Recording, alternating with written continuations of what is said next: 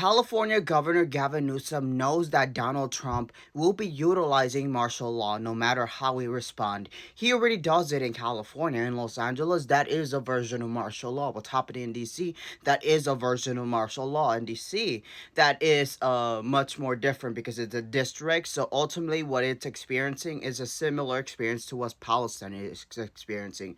The reason why Israel can do whatever it wants to Palestine, really, is because it's a nation, but it's not considered a country by, by the nation. So what's happening with DC is that Congress has not decided that it is a state, which means that the federal has a lot of power over it, which means that tomorrow they can give it to Peter Thiel, and who will protect it? It has the same possibilities of fighting back as Palestine, unfortunately. But when it comes to the actual state to have state rights, which is equivalent to that of, sovereignty, we have much more capacity to fight back.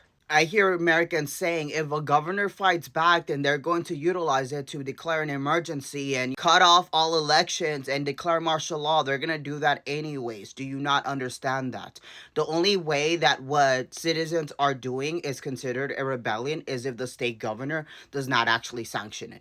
So if the state governor actually says, we're not going to allow for the federal agents to continue to kidnap, we're not going to allow for the federal agents to, move around and fly around drones so that they can, surveil American citizens in California, then that's not going to be allowed. And ultimately, is that going to be a rebellion or is that going to be state rights? When the governor does it, it is state rights. When the people do it without the governor, that can be considered a rebellion, which is why it's important for the state governor to actually act as commander-in-chief and to not sit on their ass as Americans are getting harmed in the states, right? In California, this means that brown Latinos, that Latinos and the state who make up 15 million of the nearly 40 million Californians and the state are being kidnapped, are being harassed just for looking illegal. Misidentified identity, what the fuck does that mean? That means that you're brown, so they thought you were illegal, right? They continue to do this. They continue to ignore court orders because they don't give a fuck about the litigation. They don't give a fuck about the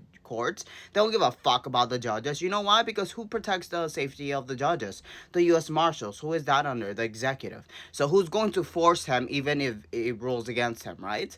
And now reality, our states and the blue states have to actually be serious about holding together, even if just a regional, militia against the federal government or through the state itself. We need to be much more serious. And this means what? That you as a U.S. citizen should exercise on your Second Amendment. This doesn't mean do anything stupid, but it does mean if you can trust yourself with an arm, get it? Because when the governor calls for a militia and you have arms, it's going to be our own arms that we have to use against the encroachment abuse. If you are not demanding for Governor Gavin Newsom or your blue state governor to create a militia separate to the guard so it doesn't get taken over, then you're leaving yourself vulnerable, because the only reality where they say that a state is, putting a rebellion is where the state governor, the commander-in-chief, is not supporting, defending, and condoning those actions. So that means that those actions that we produce has to be, led by the governor.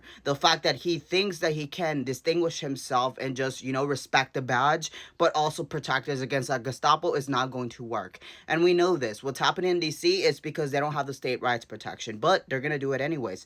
In California, that means sending over people from other states, not through a militarization of National Guard, but through the federal agents, right? There's people from all over the United States who have no idea about California laws, right? And DC, they're going over to black neighborhoods and telling them, you can't drink in front of your home, right? But under their laws over there in DC, they are. So they're promoting their own version of laws that isn't even DC. And that's what's happening here, right? They're like, in West Virginia, you're not allowed to look brown, so we're going to kidnap you. But California is 40% Latino, right? In this reality, we need a governor, we need a commander-in-chief who will actually utilize those armed force in order to protect the civilians. But that's not going to happen because he wants to.